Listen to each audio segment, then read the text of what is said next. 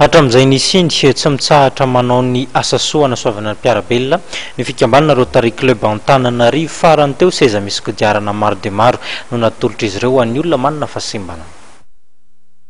Seza misy kodiarana miisa 700 mitetina 800 tapitrisa ariary no natolotra ny Rotary Club Antananarivo sy ireo mpiara-peo minatoka miaraka aminy an'ireo olona sembana.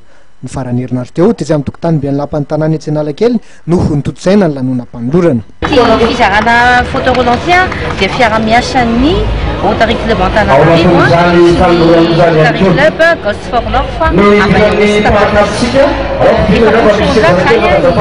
photo relance nietsika aloha zany androany dia ny Antananarivo satria nalo fizarana zay dia ilainay mihitsy atokavan'ny olona zany hoe hitanay maso hoe iza marina nomena le photo relance zany dia zany hoe ny androany zany dia reo olona manafasimbana zay hitan'ny vatany eto no andorany azy raha misy moa ny ambony dia mandeha zay mandeha misarandreo any filan'ny Antananarivo zany.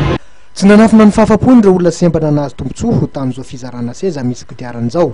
Faharombony azoko zao dia fahampiana azy dia mafakabisaka mahita foretra ny lalana fidirana misy fanampiana zany. Tsara fahatongavana ny fanampiana satria tsy maharaka ny fitaovana izay misy ao anivony centre d'appareillage ao ampivelan-tanana sampana misahana sy mamatsy fitaovana ireo sembana.